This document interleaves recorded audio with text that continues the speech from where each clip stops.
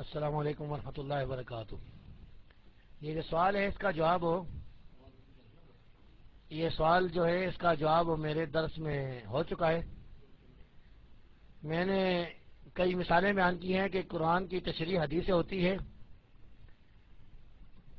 اگر کوئی آدمی صحیح حدیث کو اس طرح رد کرنا شروع کر دے کہ یہ قرآن کے خلاف ہیں، تو اس طریقے سے بہت سی گمراہیاں پیدا ہو سکتی ہیں، جن میں سے میں نے کچھ حوالے پیش کیے تھے۔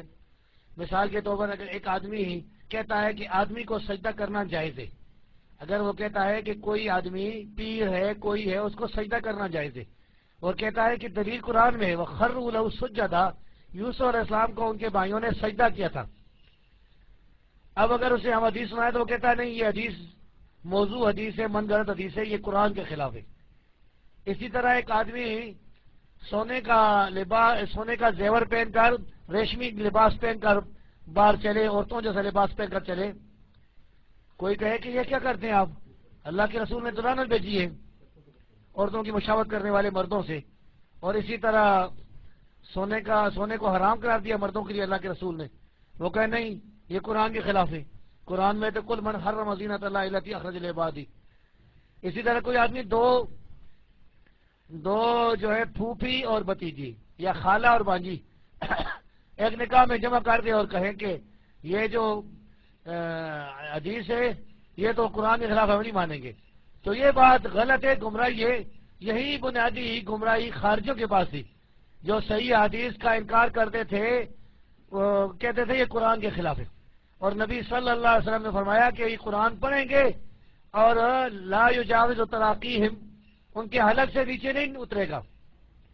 اب یہ سورہ نور والی جو آیت ہے الزانیۃ والزانی فاجلدوا کل واحد منہما مئۃ جلدہ، اس کے بارے میں بالاتفاق یہ غیر شادی شدہ زانی کے لیے ہے، اور جو حدیث صحیحہ میں نے آپ کے سامنے بیان کی ہیں، جن کو بہت سے صحابیوں نے بیان کیا ہے، میں نے تو صرف مشہور چند حدیثیں سنائی ہیں، اس طرح تو اور بہت سی حدیثیں۔ تو اسی طرح صحابہ کے مختلف شاگردوں نے یہ جو حدیثیں بیان کی ہیں، ان حدیث کا خلاصہ یہ ہے کہ شادی شدہ زانی کو سنسار کرنا چاہیے۔ تو ان میں کوئی تعارض ہے ہی نہیں، ٹکراؤ ہے ہی نہیں۔ قرآن پاک میں ایسی کوئی آیت نہیں ہے کہ شادی شدہ زانی اس کو 100 کوڑے لگانے چاہیے۔ قرآن پاک کی ایک آیت کا غلط مفہوم یہ لوگ نکالتے ہیں۔ اس آیت کا مفہوم وہی صحیح ہے جو صحابہ یا تابعین یا تبع تابعین سے ثابت ہے، اور جس کے میں حوالے آپ کے سامنے پیش کر چکا ہوں۔ آپ ان لوگوں سے سوال کریں، انہیں کہیں کہ میرا یہ سوال ہے کہ سب سے پہلے وہ بتائیں کہ رجم کا کس نے انکار کیا؟ یہ رجم کی سزا کسی صحابی نے انکار کیا ہو، تابعی نے کیا ہو، تبع تابعی نے کیا ہو، کسی امام نے کیا ہو مسلمانوں کے، یہ ہمیں بتائیں کہ کون سا وہ امام ہے، کون سا وہ محدث ہے جس نے رجم کا انکار کیا، وہ کہتا ہے رجم کوئی سزا نہیں ہے۔ اسی طرح جو دوسرے باتیں ہیں میں نے جو آپ کے سامنے عرض کی ہیں، اس کا بھی جواب دیں کہ قرآن کی تشریح حدیث کے ساتھ جائز ہے کہ نہیں۔ تو جب وہ رجم کا انکار ثابت نہیں، پھر دوسری بات یہ کہ وہ جو حدیث میں نے بیان کی ہیں وہ صحیح بھی ہیں، متواتر بھی ہیں۔ میں پوچھتا ہوں کہ کس نے ان حدیثوں کو ضعیف قرار دیا ہے؟ امت نے تو بالاتفاق ان کو قبول کیا ہے، صحیح بخاری اور صحیح مسلم کے علاوہ صحیح ابن خزیمہ، صحیح ابن حبان اور دوسری کتابوں میں یہ حدیثیں موجود ہیں۔ اسی طرح امام بخاری رحمۃ اللہ علیہ کی پیدائش سے بہت پہلے لکھی ہوئی کتابوں میں بھی یہ حدیثیں موجود ہیں۔ بلکہ میں نے بتایا تھا کہ عبداللہ بن عمر بن عاص رضی اللہ تعالیٰ عنہ کی جو کتاب ہے جس کو کہتے ہیں الصحیفۃ الصادقہ، اس میں بھی یہ حدیث لکھی ہوئی موجود ہے۔ تو اس لحاظ سے جدید منکرین حدیث کی طرح یا خارجوں کی طرح رجم کا انکار کرنا یہ صحیح نہیں ہے۔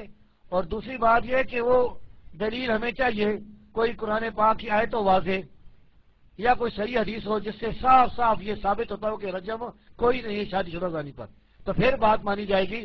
ورنہ یہ کہنا کہ وہ قرآن پاک میں آتا ہے الزانیۃ والزانی فاجلدوا کل واحد منہما مئۃ جلدہ، اس آیت کو ہم تسلیم کرتے ہیں، یہ اللہ تبارک و تعالیٰ کی طرف سے نازل شدہ ہے۔ اس آیت کا مفہوم یہ ہے کہ غیر شادی شدہ زانی کو کوڑے لگائے جائیں 100 کوڑے۔ شادی شدہ کے بارے میں یہ آیت نہیں ہے، شادی شدہ کے بارے میں وہ حدیث سیاح، اور اللہ رب العزت نے فرمایا ہے کہ وما آتاکم الرسول فخذوہ وما نہاکم عنہ فانتہوا۔ اب ان لوگوں کی یہ ذمہ داری ہے، یہ جو انکار کرنے والے، کہ یہ جو حدیثیں میں نے بیان کی ہیں، کبھی اس کو بصرے والے بیان کرتے ہیں، کبھی مدینے والے، کبھی شام والے، کبھی مکے والے، تو ان حدیثوں کا ضعیف ہونا ثابت کر دیں۔ یہ کہنا کہ قرآن کے خلاف ہے یہ کافی نہیں ہے، ورنہ پھر ان لوگوں کو، جس طرح میں نے عرض کیا تھا کہ پھر ان لوگوں کے نظریے پر تو پھر کتا بھی جو ہے وہ حرام نہیں رہے گا، کیونکہ قرآن سے کتے کا حرام ہونا ثابت نہیں، قرآن سے گدھے کا حرام ہونا ثابت نہیں، یہ حدیث سے ثابت ہے۔ السلام علیکم۔ کہ اللہ تبارک و تعالیٰ نے اپنا دین مکمل کر دیا، اور یہ بھی اس میں کوئی شک نہیں کہ نبی صلی اللہ علیہ وسلم قرآن اور حدیث چھوڑ کر گئے، اور دین بھی یہی ہے، اور قرآن اور حدیث سے جو بات ثابت ہے اس بات، وہی بات دین ہے، وہی حق ہے۔ قرآن اور حدیث سے یہ ثابت ہے کہ، حدیث سے یہ ثابت ہے کہ نبی صلی اللہ علیہ وسلم فرمایا کہ امت گمراہی پر اکٹھی نہیں ہوگی، اور قرآن سے یہ ثابت ہے کہ وہی شاقق الرسول من بعد ما تبین له الهدى ويتبع غير سبيل المؤمنين نوله ما تولى ونصليه جهنم وساءت مصيرا، کہ امت، یعنی مفہوم اس کا یہ ہے کہ امت گمراہی پر اکٹھی نہیں ہو سکتی۔ تو اس سے قرآن اور حدیث ثابت ہے کہ اجماع بھی ہو جاتے، لیکن اجماع صحیح ہونا چاہیے، ثابت ہو تمام صحابہ کا یا بعد کے کسی دور کا تمام مسلمانوں کا اجماع ہو۔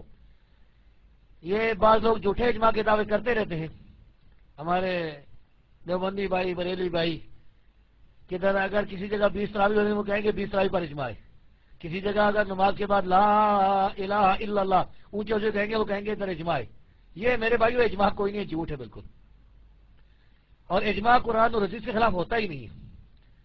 دوسری بات یہ ہے کہ اللہ کے فضل سے اللہ نے ہمیں جو سوجھ بوجھ دی ہے، قرآن اور حدیث کا مفہوم تشریح ہم وہی مانتے ہیں جو کہ نبی صلی اللہ علیہ وسلم سے، صحابہ سے، تابعین سے ثابت ہے۔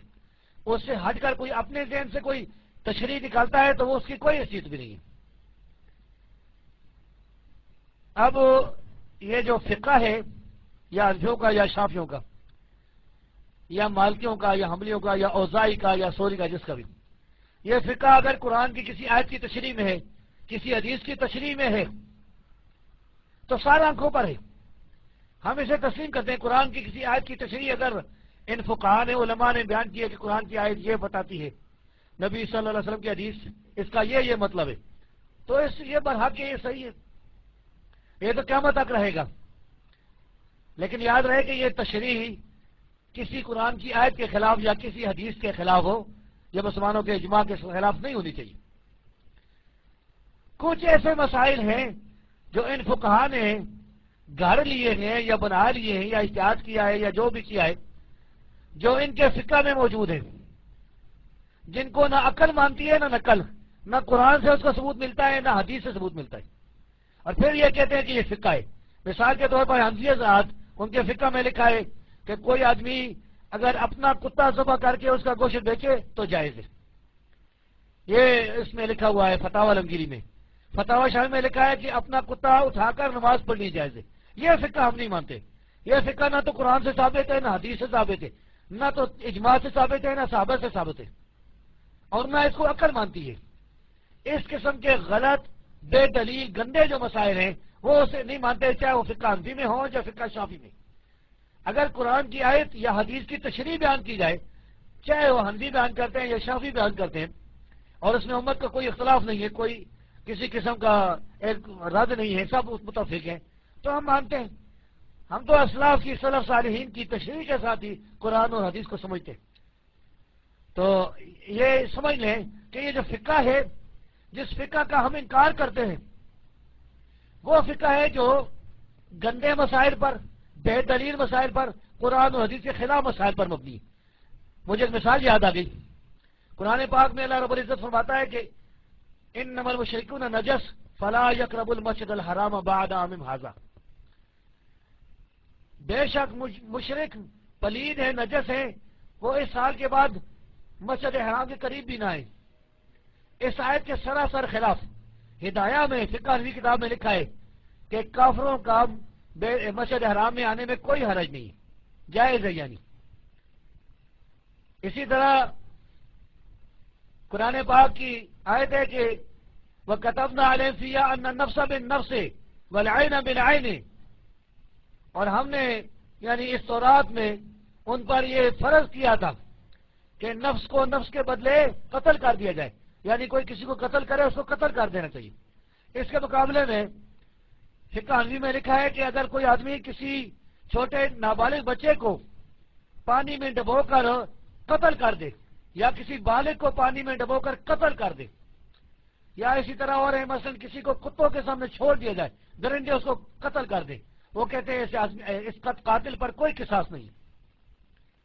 اس قسم کے قرآن اور حدیث کے خلاف مسائل، یا ایک اور مجھے یاد آ گیا، حدیث میں آتا ہے صحیح مسلم کی حدیث میں کہ نبی صلی اللہ علیہ وسلم نے شراب کا سرکہ بنانے سے منع کیا ہے۔ حنفی کہتے ہیں کہ شراب کا سرکہ بنانا جائز ہے۔ اب یہ حدیث صحیح مسلم کی حدیث کے خلاف ہے، وہ پہلی مثالیں قرآن کے خلاف تھی، تو ایسا فقہ ہم بالکل نہیں مانتے۔ یا گندے جو حوالے ہیں کہ کتا اٹھا کر نماز پڑھنی جائز ہے، کتا جو ہے، اور شرط یہ لگاتے ہیں کہ اس کا منہ بندہ ہونا چاہیے۔ میں پوچھتا ہوں کہ اس کو وضو بھی کرایا ہوتا ہے کہ نہیں؟ اور بعض کہتے ہیں کہ کتا ذبح کر کے گوشت بیچنا جائز ہے۔ سرا بھی جو ہے نا شرم جاتا ہے، اس قسم کے گندے مسائل، تو ایسے جو ہے ایسا فقہ ہم نہیں مانتے۔ جو فقہ قرآن اور حدیث کے مطابق ہے، قرآن کی تشریح میں حدیث کی تشریح میں ہے، جس میں امت کا کوئی اختلاف نہیں، اجماع ہے، اتحاد ہے، وہ مانتے ہم، اور اللہ نے دین مکمل کر دیا۔ اب کوئی ضرورت نہیں رہی کہ بعد میں ایسے مسائل گھڑ کے لوگ کہیں کہ اب یہ دین ہے۔ اور الحمدللہ ایسے کسی غلط مسئلے پر امت کا کبھی اتفاق نہیں ہوا، ایسے غلط مسئلوں کا انکار ہوتا رہے، مخالفت کی گئی ہے، ان پر رد کیا گیا۔ امام بخاری سے لے کر بعد تک جتنے بھی علماء ہیں وہ ایسے لوگوں پر رد کرتے آئے۔ تو یہاں پر یہ یاد رکھیں کہ ہم الحمدللہ علی حدیث سلفی، ہم فقہ کا یہ اس طرح انکار نہیں کرتے کہ بالکل ہم فقہ مانتے ہی نہیں ہیں۔ اگر صحابی کوئی بات بیان کرے، تابعی کوئی بات بیان کرے، تبع تابعی یا کوئی محدث یا امام، ہم نہیں مانتے، یہ بات غلط ہے، استغفر اللہ معاذ اللہ۔ ہم تو مانتے ہیں قرآن کی تشریح میں، حدیث کی تشریح میں جو کچھ بیان کیا ہمارے سلف صالحین نے، سب مانتے ہیں۔ ہاں اگر قرآن اور حدیث کے خلاف کسی کی بات آ جائے، چاہے کوئی بڑے سے بڑا امام ہو، بڑے سے بڑا مجتہد ہو، اس کی بات کو ہم نہیں مانتے۔ اگر وہ بڑا امام تھا تو ہم یہ سمجھتے ہیں کہ اس امام تک حدیث نہیں پہنچی ہوگی، یا اس کو سمجھ میں غلطی لگ گئی، یا اس سے یہ بات منسوب غلط ہے۔ باقی جو غلط مسائل ہیں قرآن و حدیث کے خلاف ہیں یا گندے مسائل ہیں، تو ایسا فقہ بالکل ہم نہیں مانتے، چاہے حنفیوں کا ہو یا شافعیوں کا یا مالکیوں کا یا کسی کا بھی ہو۔ یاد رکھیں دین وہی ہے جو قرآن اور حدیث سے ثابت ہے، یا اجماع سے ثابت ہے، یا سلف صالحین سے ثابت ہے۔ اس کے علاوہ باقی جو کچھ بھی ہے وہ دین نہیں۔ یہ جو آخری سوال ہے اس کو جواب پہلے سن لیں۔ امام بخاری رحمۃ اللہ علیہ نے کوئی حدیث بھی ضائع نہیں کی۔ اگر کوئی آدمی یہ سمجھتا ہے کہ امام بخاری نے کچھ حدیثوں کو ضائع کر دیا تھا، یہ بات غلط ہے۔ ہاں یہ بات ہے کہ امام بخاری رحمۃ اللہ علیہ نے صحیح حدیث کا ایک مجموعہ اکٹھا کر لیا۔ جس طرح کہ امام بخاری سے روایت ہے کہ امام بخاری فرماتے ہیں کہ میں نے اس کتاب میں جو بھی داخل کیا ہے وہ صحیح ہے۔ فرماتے ہیں کہ میں نے اور بہت سی صحیح حدیثیں چھوڑ دی ہیں طوالت کی وجہ سے۔ امام بخاری رحمۃ اللہ علیہ ایک صحیح کتاب امت کے ہاتھ میں دینا چاہتے تھے، مختصر، جس میں زندگی کا ہر مسئلہ بھی موجود ہو، جس میں نماز کے مسائل بھی ہو، زکوٰۃ کے بھی، حج کے بھی، نکاح کے بھی، دوسرے بھی، طلاق کے بھی، ہر قسم کے۔ اور اگر وہ تمام روایات جو انہیں یاد تھی وہ لکھتے تو ظاہر ہے کہ وہ بہت بڑی کتاب بن جاتی، اس کو پڑھنا بہت بڑا مسئلہ بنتا۔ جس طرح کہ امام یعقوب بن شیبہ نے کتاب لکھی نا المسند الکبیر، جس کی 100 سے زیادہ جلدیں تھی، تو کیا ہوا، امت تو پھر اس کتاب کو محفوظ نہ رکھ سکی۔ اب اس کتاب کا ایک ٹکڑا جو ہے وہ چھپا ہوا ہے، باقی کتاب وہ مفقود ہے۔ دوسرا یہ کہ امام بخاری رحمۃ اللہ نے خود بتا دیا کہ میں نے بہت سی صحیح حدیثوں کو چھوڑ دیا ہے اس وجہ سے کہ کتاب طویل نہ ہو جائے۔ اس کا یہ مطلب نہیں کہ انہوں نے اس کو ضائع کر دیا۔ اب یہ سمجھیں کہ صحیح بخاری میں جتنی حدیثیں ہیں وہ ساری صحیح ہیں، اور اس کے علاوہ جتنی اور کتابوں میں حدیثیں ہیں ان کو چیک کیا جائے گا۔ اگر صحیح مسلم کی حدیث ہے تو وہ بھی صحیح ہے، باقی ساری کتابوں میں حدیث کو چیک کیا جائے گا۔ اگر وہ حدیث صحیح ہوگی تو پھر تو وہ حدیث مقبول ہے، اور اگر وہ صحیح نہیں ہوگی تو اس کو رد کر دیا جائے گا۔ ایسا کوئی بھی نہیں کہ امام بخاری نے صحیح حدیث کو رد کر دیا۔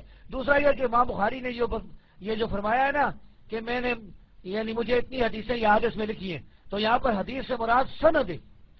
بعض اوقات ایسا ہوتا ہے کہ ایک حدیث کی 100 200 سندیں ہوتی ہیں۔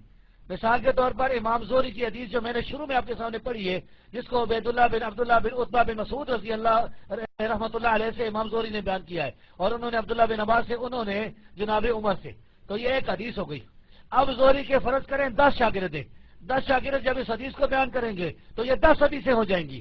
اب 10 شاگردوں کے آگے فرض کریں 2 شاگرد ہیں تو یہ 20 حدیثیں ہو جائیں گی۔ اگر ان کے آگے شاگرد سنا بڑھتی ایک ہی حدیث جو ہے وہ ایک حدیث کی 100 سندیں بن جاتی ہیں۔ تو یہاں سندیں مراد ہیں، متون مراد نہیں بلکہ سندیں مراد ہیں۔ اور دوسرا یہ کہ امام بخاری نے یہ بالکل نہیں فرمایا کہ جو میں حدیثیں چھوڑ رہا ہوں وہ ضعیف ہیں، کندہ میں معاذ اللہ، ایسی کوئی بات نہیں۔ اب دوسری جو سوال ہے سورہ نور کے بارے میں، تو سورہ نور کی تفاسیر میں دیکھ رہے ہیں، سورہ نور 6 ہجری کے قریب نازل ہوئی ہے۔ سورہ نور 6 ہجری کے قریب نازل ہوئی اور اس کے بعد بھی سنسار کیا گیا ہے۔ میں نے آپ کو حجۃ الوداع کی حدیث سنائی تھی کہ نبی صلی اللہ علیہ وسلم نے آخری حج کے موقع پر 10 ہجری میں آپ نے لوگوں کو بتایا تھا کہ سنسار کیا جاتا ہے شادی شدہ زانی کو۔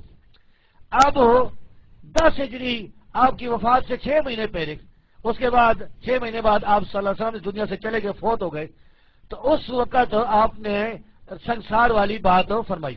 اسی طرح سنسار کا جو واقعہ آتا ہے وہ اس میں آتا ہے غامدیہ کے بارے میں، جو میں نے پڑھا تھا کہ خالد بن ولید رضی اللہ تعالیٰ عنہ کوئی سخت الفاظ کہتے، اور خالد بن ولید رضی اللہ تعالیٰ عنہ 9 ہجری کے قریب مسلمان ہوئے تھے، یعنی بعد مسلمان ہوئے۔ جنگ احد میں مسلمانوں پر حملہ کرنے والے جو تھے ان کے سردار خالد بن ولید تھے۔ تو اس لحاظ سے سورہ نور کے نازل ہونے کے بعد نبی صلی اللہ علیہ وسلم نے سنسار کیا ہے، پھر نبی صلی اللہ علیہ وسلم کی وفات کے بعد صحابہ نے سنسار کیا ہے، جس طرح کہ میں نے آپ کے سامنے صحیح حدیثیں پیش کی ہیں، سیدنا علی رضی اللہ تعالیٰ نے سنسار کیا ہے، اسی طرح اور صحابہ نے بھی سنسار کیا ہے۔ تو یہ کہنا کہ یعنی سورہ نور کے نازل ہونے کے بعد سنسار نہیں ہوا، یہ بات کوئی بھی نہیں، غلط ہے، کسی کو اصل نہیں ہے۔ تو سورہ نور 6 ہجری یا اس کے قریب نازل ہوئی ہے، اور اس کے بعد سنسار والی بات جاری رہی ہے، رجم والی بات۔ یہ سوال موضوع سے غیر متعلق ہے، ایسا کریں کہ رجم کے سلسلے میں سوالات کریں یا پھر جو ہے سیاسی سوالات سے اجتناب کریں۔ مختصراً عرض ہے کہ جو لوگ اللہ کے دین کو غالب کرنے کے لیے، قرآن اور حدیث کو غالب کرنے کے لیے، چاہے زبان سے، چاہے ہاتھوں سے، چاہے مال سے کوشش کر رہے ہیں، یہ کوشش تقریر کی صورت میں ہے یا تحریر کی صورت میں یا قتال کی صورت میں، یہ سب جہاد ہے، انشاءاللہ اس کا اجر ملے گا۔ اللہ کے دین کو، قرآن اور حدیث کو دنیا میں سر بلند کرنے کے لیے اپنی جان قربان کرنا، یہ بہت بڑا جہاد ہے۔ اللہ تبارک و تعالی ہمیں خلوص سے، نیت سے، اخلاص سے اپنے دین کو سر بلند کرنے کی کوشش میں ہمیشہ مصروف رکھے، اسی میں ہماری زندگی ہو اور اسی میں ہمیں موت شہادت کی اللہ تعالیٰ نصیب فرمائے۔ وعلیکم السلام ورحمۃ اللہ وبرکاتہ۔ اس میں مسلمانوں کا اجماع اتفاق ہے کہ عورت مردوں کی امام نہیں بن سکتی۔ نبی صلی اللہ علیہ وسلم نے فرمایا کہ عورتوں کی سب سے بری صف وہ صف ہے جو مردوں کے قریب ہوتی ہے، اور اچھی صف یعنی مردوں سے جو دور ہوتی ہے۔ عورتوں کا مردوں کا امام بن جانا یہ بالکل ثابت نہیں ہے، نہ حدیث سے، نہ تو صحابہ سے، نہ تابعین سے، نہ کتنے۔ یہ گمراہی والی بات ہے جو ہمیں پہنچی ہے، یعنی جو امریکہ میں شروع ہوئی۔ اب عورت کیا عورتوں کی امام بن سکتی ہے کہ نہیں، اس میں بھی علماء کا اختلاف ہے۔ حنفی حضرات کہتے ہیں کہ عورتوں کی امامت بھی نہیں کرا سکتی، یا مکروہ ہے، یا کچھ الفاظ یہ کہتے ہیں۔ اس بارے میں صحیح اور راجح قول یہی ہے کہ عورتوں کی امامت کر سکتی ہے۔ ایک عورت اگر عورتوں کی امام بن جائے یہ صحیح ہے، یہ ہو سکتا ہے، جیسا کہ سنن ابی داؤد میں اور حدیث کی دوسری کتابوں میں روایات موجود ہیں، اور نیموی حنفی نے آثار و سنن میں بھی وہ روایات اکٹھی کی ہیں۔ محمد بن علی النیوی حنفی، اس نے آثار و سنن میں اور روایات اکٹھی کی ہیں. تو عورتوں کی امام بن سکتی، وہ بھی تراوی میں، کہ ایک عورت حافظہ ہے تو آواز نہیں جا رہی. اچھا، تو اگر عورت یعنی عورتوں کی امام بنتی ہے اور خاص طور پر تراوی میں، قیام لیل میں، قیام رمضان میں، تو یہ جائز ہے جیسا کہ حدیث سے ثابت ہے. لیکن عورت کا مردوں کا امام بن جانا یہ بالکل کسی حدیث سے ثابت نہیں ہے، بلکہ اس پر مسلمانوں کا اجماع ہے کہ وہ بالکل نہیں بن سکتی. تو یہ گمراہی والی بات ہے جو وہاں شروع کی ہے. مسلمانوں کے خلاف دنیا میں چاروں طرف فتنے پھیل رہے ہیں، تو اس فتنے کا مقابلہ کرنا چاہیے، اور جو لوگ اس کو جائز سمجھتے ہیں ان سے دلیل پیش کریں. کوئی ایک ایسی روایت نہیں ہے جس میں عورت مردوں کی امام بنی ہو، بلکہ قرآن پاک کی آیت ہے الرجال قوامون علی النساء، مرد عورتوں پر قائم ہے. اور ایک صحیح حدیث ہے صحیح بخاری میں، ابو بکر رضی اللہ تعالی عنہ اس حدیث کے راوی ہیں کہ نبی صلی اللہ علیہ وسلم فرمایا لن یفلح قوم ولو امرهم امراتا، وہ قوم کبھی بھی فلاح نہیں پا سکتی جو اپنے امور ایک عورت کے حوالے کرے. امور جو ہے امور خلافت عورت کے حوالے نہیں ہو سکتے. مسلمانوں کی سربراہ نہیں بن سکتی، امام نہیں بن سکتی عورت. مرد عورتوں پر قائم ہے بدلیل بنص قرآن الرجال قوامون علی النساء. اس لحاظ سے یہ جو کام امریکہ میں ہو رہا ہے یہ غلط ہے، ناجائز ہے. اب اگلا سوال کریں. السلام ورحمۃ اللہ وبرکاتہ. یاد رکھیں کہ یہ جو رجم کی سزا ہے وہ محسن کے بارے میں، شادی شدہ زانی کے بارے میں. تو شادی شدہ زانی جو ہے اس کو رجم کی سزا ہوگی. بعض لوگ قرآن پاک کی ایک آیت سے غلط استدلال کرتے ہیں، اور یہ آیت ہے سورہ نساء میں، آیت نمبر ہے 25 جو آپ کو سوال میں نے سنا ہے، میں سمجھا وہ غالباً اس آیت کی طرف اس کا اشارہ ہے.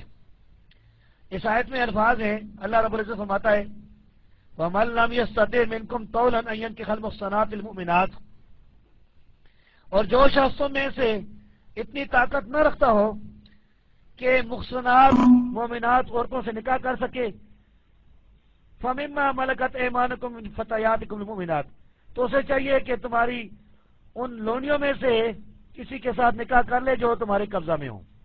واللہ اعلم بایمانکم، اور اللہ تمہارے ایمانوں کا حال جانتا ہے.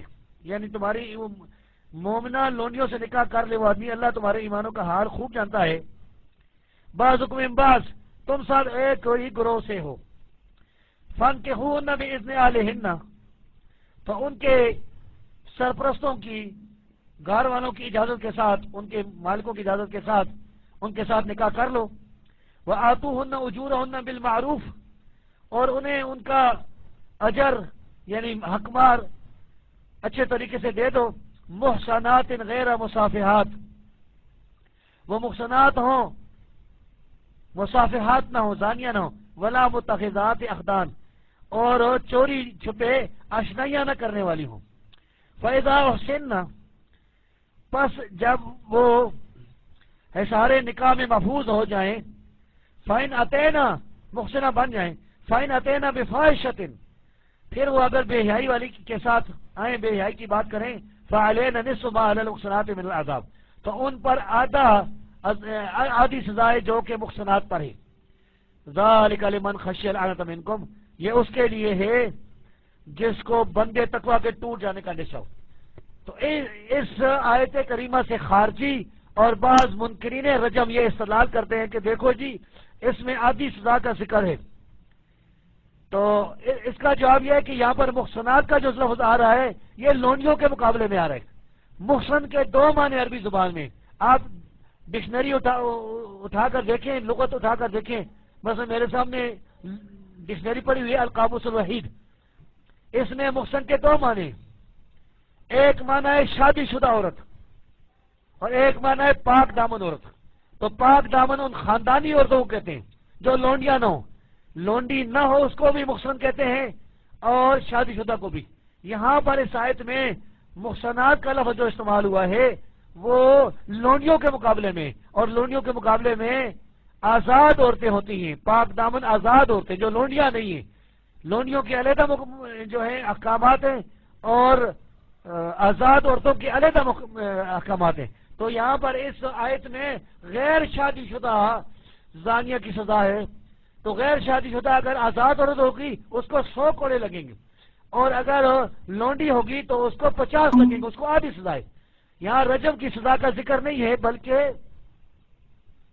یہاں پر غیر شادی شدہ کی سزا کا ذکر ہے. اور محصنات سے مراد آزاد عورتیں، نہ کہ شادی شدہ عورتیں. تو اس لحاظ سے اس آیت سے استدلال کرنا خارجوں کا یہ غلط ہے. منکرین رجم کا اس سے استدلال کرنا غلط ہے. قرآن میں جو لونیوں پر آدھی سزا کا جو ذکر ہے 50 یعنی 50 کوڑوں کا، یہ غیر یعنی شادی شدہ ہیں ان کے بارے میں یا لونیوں کے بارے میں. اور محصنات ان عورتوں کو کہا جاتا ہے جو کہ آزاد عورتیں، نہ کہ شادی شدہ اس آیت کریمہ میں.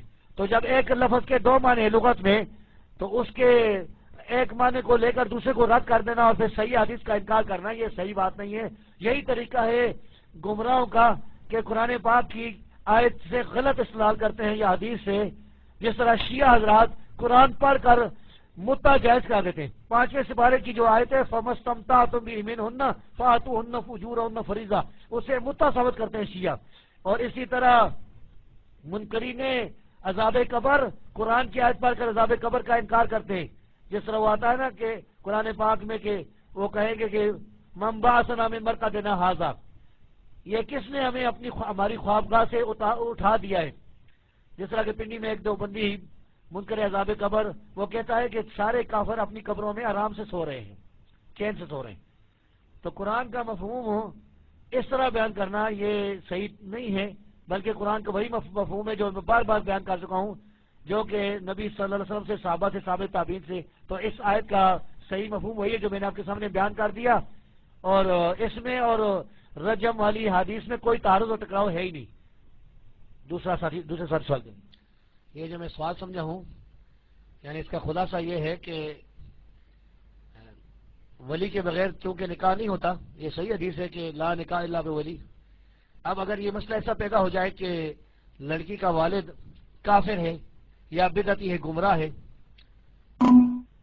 تو کیا اس کی ولایت باقی رہتی ہے؟ تو میں یہ سمجھا ہوں مختلف دلائل کی روشنی میں، من وقر صاحب بدعت فقد عان علی حد الاسلام، اور دوسرے دلائل کی کہ ایسے آدمی کی ولایت ختم ہو جاتی ہے. تو لڑکی کسی دوسرے آدمی کو اپنا ولی بنا سکتی ہے، اگر کوئی قریبی رشتے دار ہے تو بہتر ہے. لیکن کرنا یہ چاہیے کہ وہاں اس علاقے میں جو صحیح العقیدہ ہیں، سلفی ہیں، وہ ان کی ایک میٹنگ ہو سفید پوش معزز افراد کی.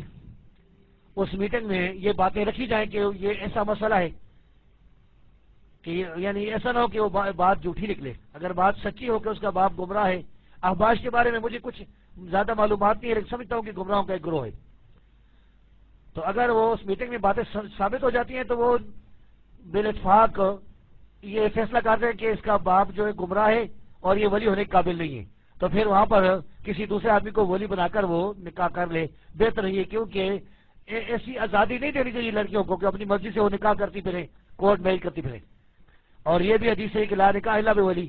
اور دوسری بات بھی صحیح ہے کہ اس کا باپ کافر بھی ہو سکتا ہے، باپ اسے گمراہ بھی ہو سکتا ہے. جس طرح آپ نے بتایا کہ وہ اپنی بیٹی کو شیعہ کو دینا چاہتا ہے، شیعہ کے ساتھ وہ ظاہر ہے کہ اس کے نکاح کا سوال بھی پیدا نہیں ہوتا. شیعہ سے آپ کی وہی مراد ہوگی جو اس طرح عشیر جاف شیعہ ہیں یا نصیری یا اس قسم کے لوگ ہیں، تحریف قرآن کے قائل ہیں. ایسے لوگوں سے کوئی نکاح نہیں، ایسے لوگوں کا تو اسلام نہیں. تو اس لحاظ سے اسے چاہیے کہ اپنے یعنی میٹنگ کر کے اس شہر کے جس علاقے کی وہ لڑکی ہے اس کے معزز افراد صحیح العقیدہ ان کے سامنے یہ مسئلہ رکھ کے پھر وہ کسی دوسرے کو ولی بنا کر اپنا وہ نکاح کر سکتی ہے. اس طریقے سے میں سمجھتا ہوں انشاءاللہ کوئی حرج نہیں ہوگا. اگر یہ بات صحیح ہوئی تو یہ اللہ کی طرف سے ہے، اور اگر یہ بات غلط ہوئی تو میری اور شیطان کی سے. واللہ اعلم. بھائی نے سوال کیے ہیں تو میں سوال تو کچھ سمجھ گیا ہوں، انشاءاللہ جو علم ہوا جواب دوں گا. ابو بکرہ رضی اللہ تعالی عنہ والی جو حدیث ہے اس پر بات سے پہلے یہ ایک سوال ہے حنفیوں سے کہ کیا آپ کے نزدیک وضو کے بغیر نماز ہو جاتی ہے کہ نہیں؟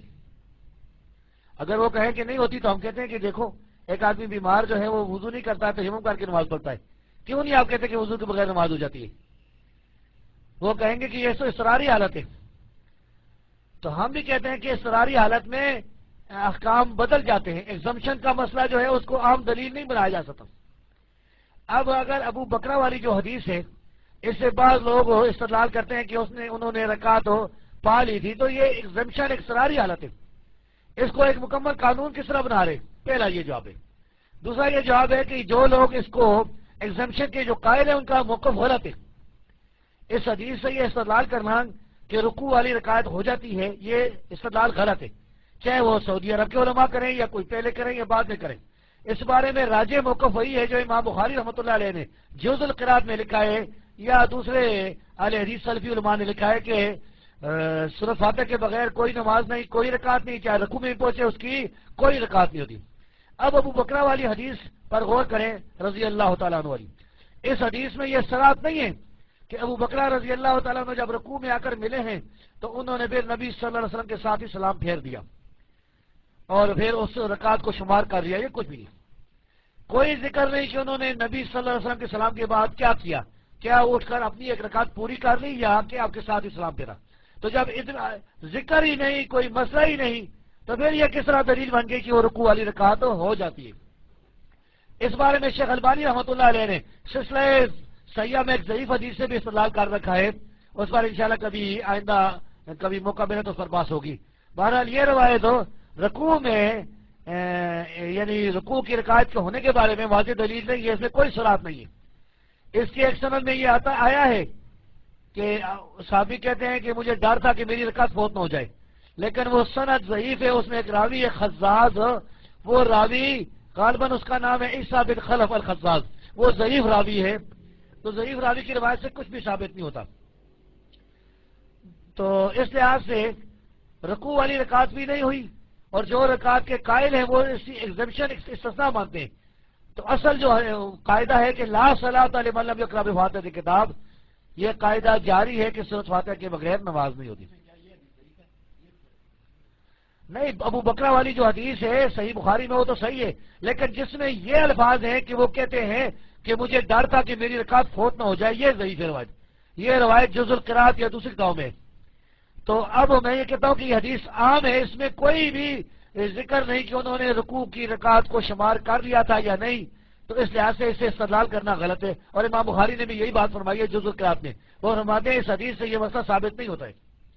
دوسرا مسئلہ جو عورتوں کا قبر پر جانا ہے، تو اس بارے میں بیان کر چکا ہوں. عورتوں کا قبرستان پر جانا شرائط کے ساتھ جائز ہے. وہ اپنے رشتہ داروں کی قبروں پر جا سکتی ہیں، پردے کے ساتھ جا سکتی ہیں، غیروں کی قبر پر نہیں جا سکتی، قبرستان کے لیے سفر نہیں کر سکتی. وہ غالباً آخری سوال تھا 15 شعبان کے بارے میں. تو 15 شعبان کے بارے میں میرا ایک مضمون چھپا ہوا ہے الحدیث میں، وہ وہاں پڑھ لیں. اس بارے میں کوئی حدیث بھی ثابت نہیں ہے. الحدیث کا والیوم کیا کون سے نمبر میں وہ یاد نہیں، پتہ نہیں 5 نمبر ہے 6 نمبر ہے، وہ دیکھ لیں 5 6 7 ان میں سے کوئی کسی میں بھی وہ ہے شعبان والا. تو یہ آپ کے تینوں سوالوں کے جواب دے دیے، لیکن مہربانی کر کے ایسا کریں کہ ایک ہی سوال کیے کریں. جزاکم اللہ خیرن. وعلیکم السلام ورحمۃ اللہ وبرکاتہ. یہ علماء کی باتیں تو وہی جانیں، آپ ان کو خط لکھ سکتے ہیں. میں ایک طالب علم کی حیثیت سے بتاتا ہوں کہ ہم جو ہیں فتوی کفر سے، تکفیر سے بہت ہی اجتناب کرتے ہیں. تکفیر کا مسئلہ بہت ہی خطرناک مسئلہ ہے. اس کے لیے اس کے بہت سے ضوابط ہیں، اس کی بہت سی باتیں ہیں. فتوی کفر سے اجتناب کرتے ہوئے آپ کتاب و سنت کی دعوت دیتے جائیں، غصہ نہیں کرنا چاہیے. اب لوگوں کو بتائیں کہ دیکھو جی تھانوی صاحب کے یہ عقائد ہیں، فلاں کے یہ عقائد ہیں. مثلا ابھی جو آپ نے اشارہ کیا کہ اشرف علی تھانوی صاحب نے لا الہ الا اللہ اشرف علی رسول اللہ یا اللہ صلی علی اشرف علی علی نبی اشرف علی ایسے سب کے الفاظ جو ہیں رسالہ الامداد میں، میرے پاس رسالہ موجود ہے. تو اس بات کو انہوں نے صحیح قرار دیا، خواب کے اس واقعے کو. تو ممکن ہے کہ جو علماء تکفیر نہیں کرتے ہیں وہ اس کی تعویل کرتے ہوں گے. وہ کہیں گے کہ یہ شطحات میں سے، بکواسات میں سے ہے، یا یہ خواب کا واقعہ ہے، اس کی انہوں نے تعویل کر دی ہے، یا کچھ اور ہوگا. تو بہرحال بعض علماء نے فتویٰ بھی لگایا ہے، جس طرح سعودی عرب کے بڑے عالم شیخ حمود بن عبداللہ توجری، انہوں نے ایک دو بندی شیخ حسین احمد مدنی کے بارے میں جو نقل کیا ہے ایک بہت بڑے عرب عالم سے شیخ تقی الدین ہلالی سے کہ وہ کہتے تھے ویلک یا مشرک. لیکن این ممکن ہے کہ علماء تعویل کرتے ہوں یا ان کا خیال ہو کہ یہ توبہ کر گئے ہوں گے یا یہ ان سے ثابت نہیں ہے، جو بھی وہ تو وہی جانتے ہیں. بہرحال اس قسم کی باتیں شرکیہ کفریہ باتیں ان علماء سے ثابت بھی ہیں اور دوسرے بھی کچھ لوگوں سے ثابت ہیں. تو جو بات ثابت ہے اس کا انکار کرنا چاہیے، لیکن تکفیر سے بچنا چاہیے. یاد رکھیں تکفیری لوگ خارجی جو ہے نا، مسلمانوں کی تکفیر کرنے والے جو تکفیر کرتے ہیں نا پھر مسلسل ایک دوسرے کی تکفیر بھی شروع کرتے ہیں، یہ بہت خطرناک لوگ ہیں. جب تک سارے علماء مل کر کسی کی تکفیر نہ کریں اس کی تکفیر سے بچنا چاہیے، بالکل تکفیر نہیں کرنی چاہیے. بس یہ سمجھیں کہ یہ بدعتی لوگ ہیں، انہوں نے بدعات کی. رہا مرزائیوں کا مسئلہ تو ان کی تکفیر پر کافر ہونے پر امت کا اجماع ہے اور انہوں نے ایک دوسرا نبی بھی کھڑا کر دیا ہے. اور یہاں پر ظاہر ہے کہ تھانوی صاحب جو ہے ان سے یہ صلاح سے بالکل ثابت نہیں کہ وہ کہتے ہوں کہ کوئی اللہ کے رسول صلی اللہ علیہ وسلم کے بعد کوئی دوسرا نبی آ سکتا ہے یا اس طرح. تو اس سلسلے میں ان کی یہ شرکیہ باتیں ہیں جس کے یہی ذمہ دار ہیں. لیکن آپ کے لیے بھی اور میرے لیے وہ تمام بھائی کے لیے یہی نصیحت ہے کہ آپ لوگ تکفیر نہ کریں، تکفیر سے اجتناب کریں. جب تک سارے علماء کسی کی تکفیر نہ کر لیں آپ تکفیر نہ کریں، دعوت دیتے جائیں، قرآن اور حدیث سناتے جائیں. ان کی اگر کوئی شرکیہ باتیں ہیں تو یہ بھی سنا سکتے ہیں، آپ سناتے جائیں تاکہ لوگ ان سے بچ جائیں کہ شر سے بچ جائیں. یہ بدعتی لوگ ہیں، اس میں کوئی شک نہیں کہ یہ تھانوی صاحب ہوں یا جتنے یہ دوسرے لوگ ہیں جو بندی بریلی سب بدعتی ہیں. اللہ ان کو ہدایت دے، اللہ ان کو صراط مستقیم پر چلائے، کتاب و سنت کی طرف اللہ ان کو لے آئے. اللہ تبارک و تعالیٰ ساری چیز پر قادر ہے. السلام ورحمۃ اللہ وبرکاتہ. بڑی حیرانی کی بات ہے کہ وہ اپنے آپ کو اہل حدیث بھی کہتے ہیں اور علماء اہل حدیث پر سلفی علماء پر لعن طعن بھی کرتے ہیں. تکفیر والی بات تو بری ہے، عجیب ہے. اس کا مطلب ہے کہ کوئی یہ خود تکفیری خارجی ہیں جو اپنے آپ کو اہل حدیث کی چھتری کے نیچے انہوں نے رکھا ہوا ہے. ایسے لوگوں سے بچنا چاہیے. ایک حدیث صحیح میں آتا ہے کہ لعن المومن کا قتل، مومن کو پر لعنت بھیجنا اس کو قتل کرنے کے برابر ہے. اور اسی طرح ایک اور حدیث میں آتا ہے کہ مومن لعن کرنے والا نہیں ہوتا. آپ کو ایک حدیث سنا دوں صحیح بخاری کی کہ ایک صحابی جو تھا رضی اللہ تعالیٰ عنہ، وہ صحابی شراب پیتے تھے. تو ایک آدمی نے اس صحابی پر لعنت بھیج دی، کہا کہ وما لو لعنہ اللہ. تو نبی صلی اللہ علیہ وسلم فرمایا لا تلعنوا بلعنت اللہ، اس پر اللہ کی لعنت نہ بھیجو. اور آگے مختلف الفاظ ہیں جن کا خلاصہ یہ ہے کہ فواللہ ما علمت الا انه يحب الله ورسوله، اللہ کی قسم ہے تو یہی جانتا ہوں کہ اللہ اور رسول سے محبت کرتا ہے. اب اہل حدیث علماء پر، سلفی علماء پر، قرآن و سنت پر عمل کرنے والے علماء پر لعن طعن کرنا اپنے کمروں میں، اپنے علاقے میں یا جو بھی جس جگہ بھی، یہ بڑی غلط بات ہے. ایسے بدعتی لوگ ہیں، کتاب و سنت کے مخالف لوگ ہیں، ان لوگوں سے بچنا چاہیے. ایک اور حدیث مجھے یاد آ گئی، نبی صلی اللہ علیہ وسلم نے فرمایا لیس منا من لم یرحم صغیرنا ویوقر کبیرنا ویعرف لعالمنا حقہ او کما قال رسول اللہ صلی اللہ علیہ وسلم. کہ آپ نے فرمایا کہ ہم میں سے وہ نہیں جو ہمارے چھوٹوں پر رحم نہ کرے، ہمارے بڑوں کی عزت نہ کرے اور ہمارے علماء کا حق نہ پہچانے. یہ مسند احمد میں اور دوسری کتابوں میں موجود ہے، مشکل الاثار تحوی کی. اور ہم نے الحدیث رسالے میں اس حدیث کو نقل کر رکھا ہے. تو علماء کی توہین کرنا، ان کی گستاخی کرنا، یہ غلط لوگوں کا کام ہے. اور بعض نام نہاد سلفی بھی ایسے ہوتے ہیں کہ علماء کی جو ہے وہ اس پہ وہ چالتے ہیں، ان کی پردنقید کرتے ہیں اور سمجھتے ہیں کہ ہم بڑے سلفی ہیں. بس ایک خاص علاقے کے کچھ علماء کو مان کر پھر باقی کبھی کہتے ہیں پاکستان میں کوئی عالم نہیں، کبھی ہندوستان میں کوئی عالم نہیں، کبھی ان کو برا کہنا، مذاق اڑانا، یہ غلط بات ہے، غلط حرکتیں. ایسے لوگ جو ہیں یہ سلفی دعوت کو، اہل حدیث دعوت کو نقصان پہنچا رہے ہیں. ان لوگوں سے خبردار رہنا چاہیے. یہ اپنے اندر جو گھسے ہوئے لوگ ہیں نا، یہ زیادہ نقصان پہنچاتے ہیں اور یہ لوگ اپنی عاقبت بھی خراب کر رہے ہیں. رہا اگر یہ تکفیر کر رہے ہیں تو یہ بہت بڑی گمراہی ہے، پھر یہ خارجی ہیں. اللہ ان کے شر سے ہمیں محفوظ رکھے. میں نے عرض کر دیا ہے کہ اللہ کے دین کو غالب کرنے کے لیے قرآن اور حدیث کے مطابق جہاد کرنا یہ جہاد ہے. جو لوگ بھی قرآن و حدیث کو سر بلند کرنے کے لیے کر رہے ہیں جو کچھ، یعنی میں عرض کر رہا تھا کہ اللہ کے دین کو غالب کرنے کے لیے قرآن و حدیث کا جھنڈا دنیا میں سر بلند کرنے کے لیے زبان سے، ہاتھ سے، قلم سے، مال سے، جو طریقے بھی ہیں جہاد کرنا ہے، سب جہاد ہے۔ نبی صلی اللہ علیہ وسلم نے فرمایا جاہد المشرکین بألسنتکم وایدیکم، مشرکوں سے جہاد کرو اپنے زبانوں کے ساتھ بھی، اپنے ہاتھ کے ساتھ بھی۔ اسی طرح اگر کوئی مظلوم بھائی ہے اس کے لیے کوئی کرتا ہے تو جہاد ہے۔ باقی قرآن اور حدیث کا جھنڈا، قرآن اور حدیث کا جھنڈا دنیا میں سر بلند کرنے کے لیے جو بھی کوشش کی جائے، چاہے مال سے کی جائے، چاہے تقریر زبان سے کی جائے، دعوت دی جائے، قلم سے کی جائے، ہاتھ سے کی جائے، جو بھی کی جائے، یہ سب جہاد ہے۔ اللہ تبارک و تعالی ہمیں جہاد کرنے کی توفیق عطا فرمائے اور ہماری تمام مسائل کو قبول فرمائے۔ اس میں تو سوال والی بات ہے نہیں کوئی، یعنی شیخ ابن عثیمین رحمہ اللہ نے جو فرمایا ہے نا کہ سیاسی مراد ان کا یہی ہوگا، یہ جمہوریت کی جو کسی ذہن سے دور رہنے چاہیے، تو ٹھیک ہے، اور کر رہے ہیں علماء اس سے منع بھی، شیخ البانی کا فتویٰ ہی موجود ہے۔ دوسرا جو سوال تھا وہ غالباً میں جو سمجھا تھا کہ وہ غالباً وہ وضو کے بعد دعا جو ہوتی ہے جس میں آتا ہے کہ علامہ کس آتا ہے علامہ جعل من التوابین وجعل من الطاہرین، غالباً اس کے بارے میں پوچھ رہے تھے کوئی بھائی، تو اس کا جواب یہ ہے کہ یہ روایت صحیح نہیں ہے، یہ سنن ترمذی میں روایت ہے لیکن منقطع روایت ہے، ضعیف ہے۔ صحیح روایت یہی ہے جو صحیح مسلم میں ہے کہ وضو کے بعد دعا پڑھنی چاہیے، اشہد ان لا الہ الا اللہ وحدہ لا شریک لہ واشہد ان محمدا عبدہ ورسولہ، یہ دعا پڑھنی چاہیے۔ علامہ جعل من التوابین وجعل من الطاہرین والی دعا صحیح نہیں ہے، اس کی سند منقطع ہے، متصل نہیں ہے، تو یہ دعا نہیں پڑھنی چاہیے۔